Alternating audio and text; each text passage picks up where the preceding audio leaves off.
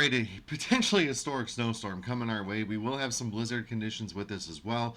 Lots and lots of snow. Now, this is my updated snowfall map. Today is Saturday, March 14th. I'm posting this at about 2 o'clock in the afternoon. So if you see this significantly after that time, please look for further updates. But yes, up to 48 inches of snow possible across parts of the Upper Peninsula. And honestly, some areas, by the time we get the lake effect into the backside next week, might even be a little bit higher than that. But I did shave off the eastern part of the Upper Peninsula a little bit, as well as into the tip of the Mitt, for the possibility for more freezing rain there than snow. So that will keep snow totals a little bit lower.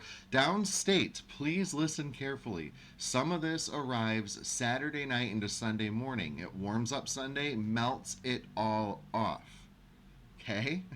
Monday, cold air wraps back around and we get more. That's why there's snow down there, despite you looking at your phone and being like, wait a second, it's going to be 67 degrees out. Yes, because we'll start here, warm up, cool down. Okay?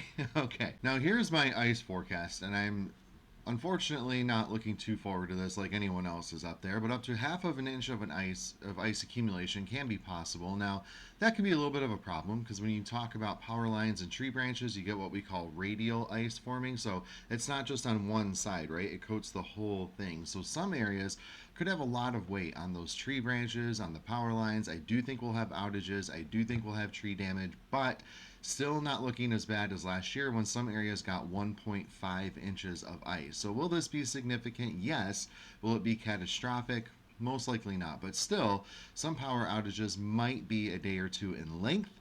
I would definitely prepare for that. We'll have a lot of cold air and a lot of snow coming in on the backside of this thing as well. So this time, we'll melt some of it off, but if we don't melt all of it off, it will hang out there for quite a while once the cold air arrives. Last but not least, there is a severe weather threat with this as well. When we start getting into those yellows down around Grand Rapids, Lansing, Kalamazoo, Jackson, Three Rivers, Union City, that is a 2 out of 5 on the scale for the severe weather outlook. The green is a 1 out of 5. That's called a marginal risk.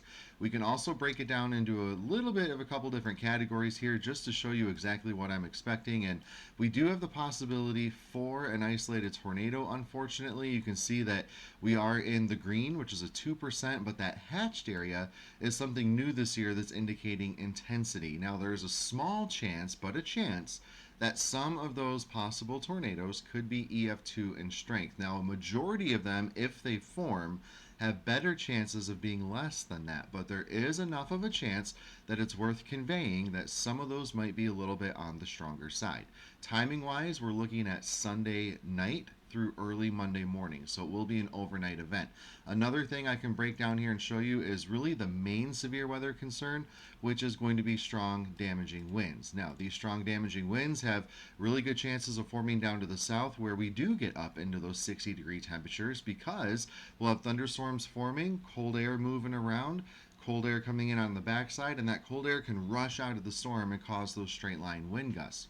Lots of things at play here, but we also have a hatched area because some of those gusts could be up to 70 miles per hour. This says 65 knots. When you convert that, could be a little over 70 miles per hour.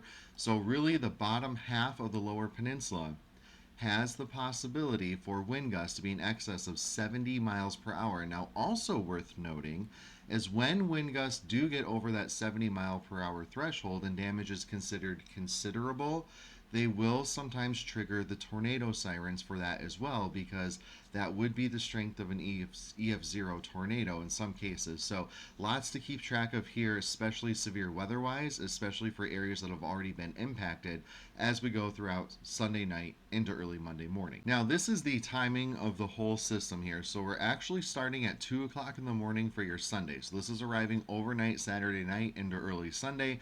Band of snow also included, could be right along the I-96 corridor and areas off to the north. That would include Grand Rapids, Lansing, over toward Detroit, Brighton, maybe even up to Flint, Mount Pleasant, Cadillac, Big Rapids, Ludington, Manistee, Muskegon. So lots of cities already going to be seeing that snow coming down, including the western UP as well. So we're talking over by Wakefield, Iron Mountain, Iron River, those areas. Now watch how this progresses though over the next couple of hours. Band of moderate snow lifts off to the east, and again, this could give us a nice little white coating down to the south. But by the time you wake up into Sunday, look at this. We're starting to lift that snow northward, and we're starting to bring in better chances of mixed precip. Now we're talking that coral color, if you will, is going to be the possibility for sleet. The pink, purple, is freezing rain, and then of course green is just rain. So that means that the snow down to the south is going to melt off, like I was saying, and we're going to shoot up into the 60s for Sunday afternoon. So this is right at noon on Sunday. The storm system really starting to get going. We're seeing that mixed bag of precip, including freezing rain, starting to form for northern lower. For the UP, we're starting to see very intense snowfall, and this is when the winds will really start to be increasing as well, especially later into the day Sunday. So blizzard conditions are possible across a majority of the Upper Peninsula. Going forward, a few more hours, we'll stop at 5 o'clock here Sunday evening. Notice the freezing rain around Gaylord over toward Atlanta, Rogers City, Petoskey, maybe even Traverse City and the Leelanau Peninsula as well. While down to the south, we're getting ready for some of those thunderstorms to start to come on through. Off to the north, we have the very heavy snowfall and the very intense winds still increasing in some cases. Now, this would actually be a good thing if we can eat away at the freezing rain around Gaylord, give it a chance to melt off before the potential for more comes in, because that would avoid a lot of the potential damage that we could see from those higher freezing rain totals if we melt it off in between. Down to the south, this is when we're going to start with that possibility for those severe storms. This is 7 p.m. into your Sunday. Notice how we're starting to see those pockets of heavier rain down to the south with freezing rain ongoing to the north. We'll stop right here at midnight, overnight, Sunday into Monday now. Starting to see those intense storms down to the south, especially around St. Joseph, South Bend. Notice off to the north, we're seeing intense freezing rain still ongoing and intense snow across the Upper Peninsula. Eastern UP, this is why I shaved your totals down just a little bit, because that's not going to be all snow falling all the time anymore. We will likely have some freezing rain and some sleet mixed in. Going forward the next couple of hours, this is now 4 o'clock in the morning into your Monday. We have the freezing rain ongoing across parts of the lower peninsula, maybe even Drummond Island, the eastern UP as well. And that's indicating some sleet coming through too. That could just be kind of a mixed bag of freezing rain, sleet, and snow in that area, which still causes a good amount of problems. Thunderstorms down to the south, maybe even some thunderstorms as far north as Alpena, Houghton Lake. We might even have some thunder, freezing rain coming down at times too. And look at all the snow still ongoing across the north and backside of the system. So the center of the storm's now starting to lift on through. We still have freezing rain ongoing across northern lower into early Monday morning, but now you see what I was talking about, right? We went from the 60s with thunderstorms now to snow coming back down for Muskegon, Grand Rapids, Kalamazoo, St. Joseph, Benton Harbor, Manistee, even toward Traverse City.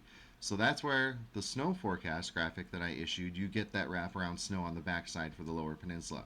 Upper peninsula, we still have the snow coming down, going through the day Monday. This is noon Monday now. We have a lot of snow ongoing across the state, and that's going to continue. Now, this is also when the wind gets severe. Some of those wind gusts near the lakeshore areas could be 70 miles per hour. That's a lot, and that's not with a thunderstorm. That's just with a very powerful storm system coming off the lake. Inland, I do think we have the possibility to see wind gusts of 45 to 60 miles per hour, but the lakeshore areas straight off the water could be having gusts over 70 miles per hour, especially across the Lake Superior shoreline in the Upper Peninsula and the Lake Michigan shoreline in northwestern, northern lower. Going throughout the evening into Monday now, this is 7 p.m. 8 p.m. we have intense snowfall ongoing, lots of wind, sharply cooler temperatures, and that snowfall potential is now for the whole state. And this is again why I was issuing snowfall totals even for the Detroit Metro, despite the weird forecast we have coming your way. So again, a lot going on. Just quick running through this system at a little bit of a faster pace here. You can see how it comes through. This is early Sunday morning, Sunday middle of the day, Sunday afternoon and evening, into the overnight, early Monday, midday Monday, Monday afternoon, Monday evening. So keep in mind, this is going to be a multiple day long storm system. It is going to be impacting us potentially all the way into St. Patrick's Day on Tuesday. Please take it seriously. Make preparations now. Saturday is looking beautiful. You have all day to get supplies, get whatever you need, because by tonight, especially areas north of M55, you should probably be where you're going to be for the duration of the storm system.